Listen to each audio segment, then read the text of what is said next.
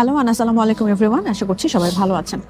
খুব কাছের কোনো বন্ধুকে হঠাৎ বিদেশে চলে যেতে দেখে অথবা সোশ্যাল মিডিয়াতে কাছের কাউকে খুব সুন্দর সুখী প্রবাস জীবনযাপন করতে দেখে কোনো এক সকালে হঠাৎ ঘুম থেকে উঠে যদি আপনার মনে হয় আপনিও বিদেশে যেতে চান, তাহলে খুব সম্ভবত বিষয়টা নিয়ে আপনার আরেকটু গভীরভাবে ভাবা উচিত। স্বপ্ন দেখতে কিংবা জীবনের নতুন পথ, নতুন সম্ভাবনার কথা ভাবতে কোনো বাধা নেই। তবে সেই স্বপ্ন আসলেই আপনার স্বপ্ন কিনা, যেই পথে হাঁটতে চান সেই পথে প্রকৃতপক্ষে আপনার গন্তব্য কিনা, সেটা যাচাই বাছাই করার দরকার আছে বইকি। কিছুদিন আগেই ডেনমার্কে আসা একজন শিক্ষার্থী ডেনমার্কের বাংলাদেশি স্টুডেন্ট গ্রুপে একটা ফেসবুক পোস্টের মাধ্যমে জানান যে তিনি লেখাপড়া শেষ না করে দেশে ফিরে যাচ্ছেন, কারণ এখানকার ওভারঅল সিচুয়েশনের সাথে উনি নিজেকে মানিয়ে নিতে পারছেন না।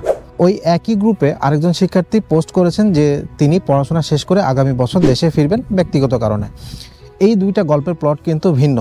একজন বিদেশ ছাড়তে বাধ্য হয়েছেন, অন্যজন স্বেচ্ছায় সিদ্ধান্ত নিয়েছেন। এছাড়া বিভিন্ন গ্রুপে বিভিন্ন সময় পজিটিভ নেগেটিভ নানা ধরনের পোস্ট কমেন্ট এগুলো তো আছেই। আজকের ভিডিওতে আমরা আমাদের আশেপাশের মানুষদের সাথে ঘটে যাওয়া এরকম কিছু ঘটনা এবং নিজেদের প্রবাস জীবনের অভিজ্ঞতা সবকিছু মিলিয়ে কিছু পয়েন্ট ডিসকাস করার চেষ্টা করব এবং আশা করছি এই ভিডিও দেখার পর একজন ইন্ডিভিজুয়াল হিসেবে আপনার বিদেশে যাওয়ার সিদ্ধান্ত নেওয়ার ক্ষেত্রে খুব গুরুত্বপূর্ণ 3টা প্রশ্নের উত্তর খুঁজে পাওয়া সহজ হবে। প্রশ্ন 1, আমার বিদেশে যাওয়া উচিত কিনা। প্রশ্ন 2, উচিত হলে কেন যাওয়া উচিত, পড়াশোনা, জব নাকি অন্য কোনো উদ্দেশ্য। প্রশ্ন 3, যদি যেতেই হয় তাহলে আমার জন্য কোন দেশ ভালো হবে। People with goals succeed because they know where they are going. আমার গন্তব্য কোথায় এটাই যদি আমি না জানি তাহলে কোন রাস্তায় কিভাবে যাব সেটা ডিফাইন করা কঠিন। দেয়ারফর প্রথম প্রশ্নের উত্তর খোঁজার জন্য প্রথমেই আমার মনে হয় আপনার লাইফের গোল কি, প্রয়োজন কি, এটা নিয়ে ভাবা উচিত। আরেকজন দেশে খুব ভালো স্ট্যাবলিশড কোনো ক্যারিয়ার ছেড়ে বিদেশে চলে গেছে, আপনি ভাবছেন আমি তো কেবল এন্ট্রি লেভেল জব করছি, তাহলে তো আমার জন্য বিদেশ যাওয়াটা আরও বেশি যুক্তিযুক্ত। কিন্তু আপনি হয়তো জানেন না তার ওই প্রতিষ্ঠিত জব বা ক্যারিয়ার ছেড়ে চলে যাওয়ার পেছনে মূল উদ্দেশ্য কি ছিল। অ্যাব্রোডে যাওয়ার জন্য তিনি যেভাবে নিজেকে প্রস্তুত করেছেন, আপনিও কি ঠিক ততটাই প্রস্তুত? মার্কেটিংয়ের ভাষায় খুব প্রচলিত 3টা টার্ম আছে। অনেকেই হয়তো শুনে থাকবেন নিড, ওয়ান্ট, ডিমান্ড। আপনার বিদেশ যাওয়ার সিদ্ধান্ত নেওয়ার ক্ষেত্রেও এই 3টা বিষয় অ্যাসেস বা মূল্যায়ন করতে পারেন।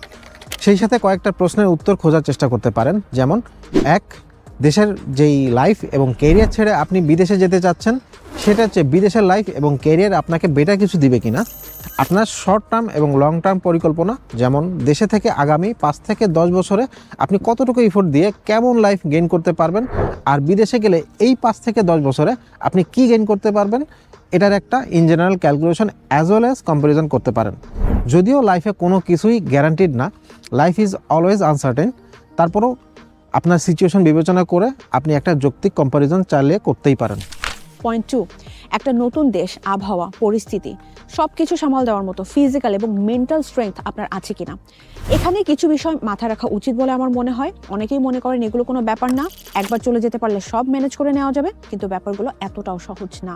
দেশের বাইরে যে কোনো উন্নত দেশে আপনি যান না কেন, বাজার করা থেকে শুরু করে দৈনন্দিন যাবতীয় সব ধরনের ব্যক্তিগত কাজ আপনাকে নিজেকে করতে হবে।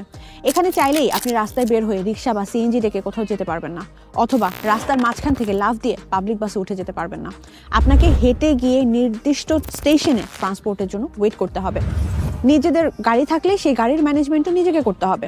চাইলেই আপনি একজন ড্রাইভার হায়ার করতে পারবেন না, চাইলেই আপনি বাসার কাজের জন্য হেল্পিং হ্যান্ড রাখতে পারবেন না।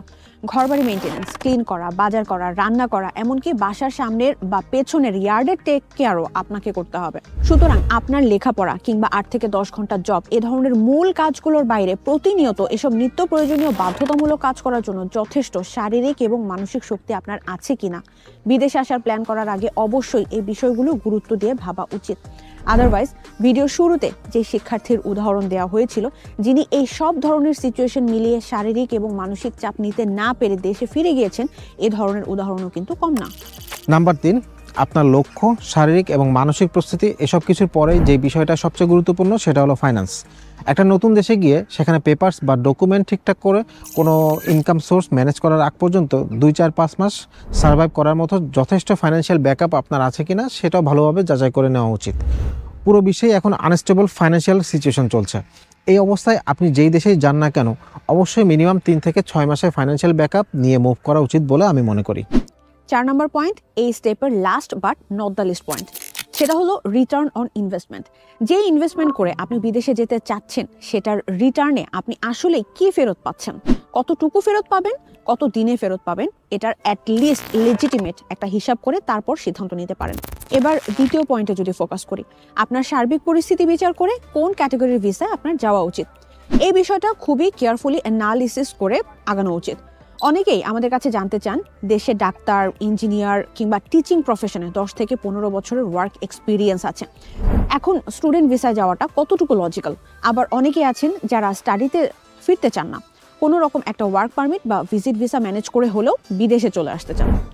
রিসেন্টলি আবার জার্মানি, পর্তুগাল এরকম কিছু European country job searching visa offer করছে এবং অনেকেই এই অপরচুনিটিগুলোর কথাও কনসিডার করছেন।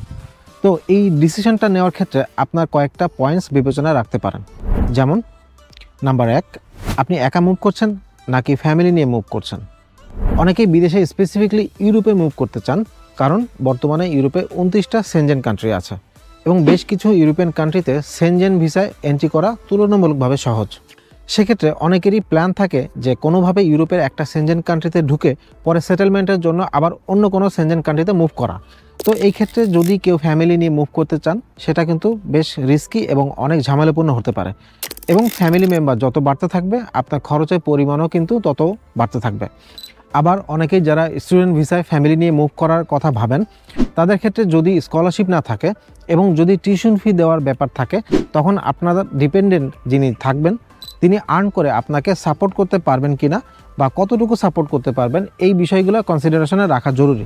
পয়েন্ট নাম্বার 2, ওয়ার্ক পারমিটে কোনো দেশে যাওয়ার আগে অবশ্যই জেনে বুঝে নেওয়া উচিত যে সেখানে গিয়ে কাজ করার জন্য যথাযথ যোগ্যতা, দক্ষতা, অভিজ্ঞতা আপনার আছে কিনা।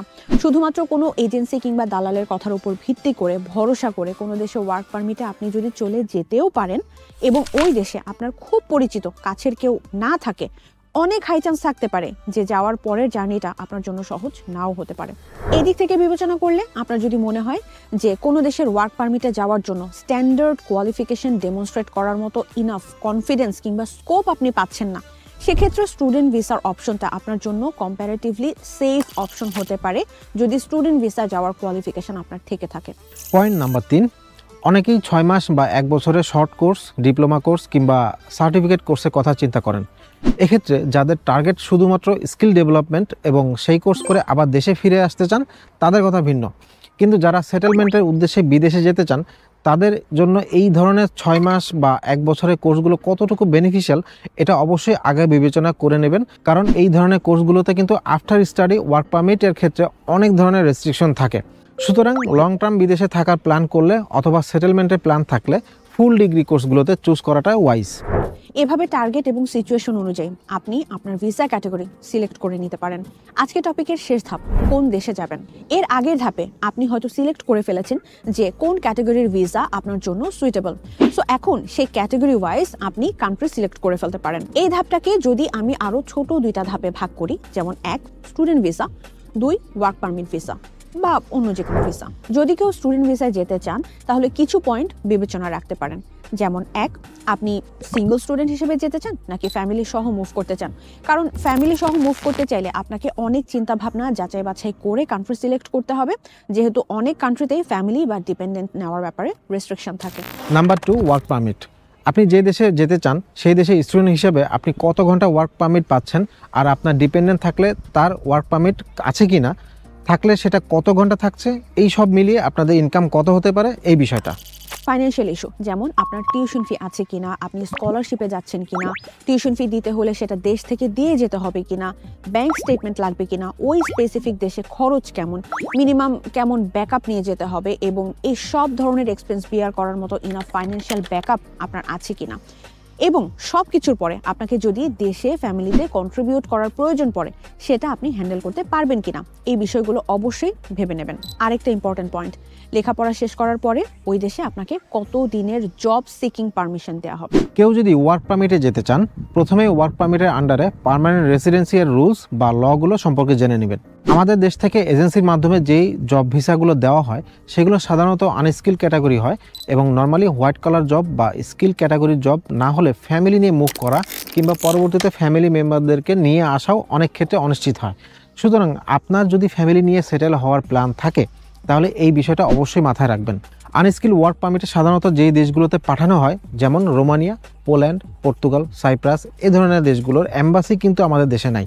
এগুলোর জন্য ইন্ডিয়া থেকে ভিসা কালেক্ট করতে হয়, এটাও একটা বিবেচ্য বিষয়। এই সব বিষয়গুলো বিবেচনা করে নিজেদের সিচুয়েশন অনুযায়ী যদি আপনারা সিদ্ধান্ত নেন, তাহলে আশা করছি আপনাদের ডিসিশন মেকিং জার্নিটা কিছুটা হলেও সহজ হবে এবং আপনারা সঠিক সিদ্ধান্ত নিতে পারবেন।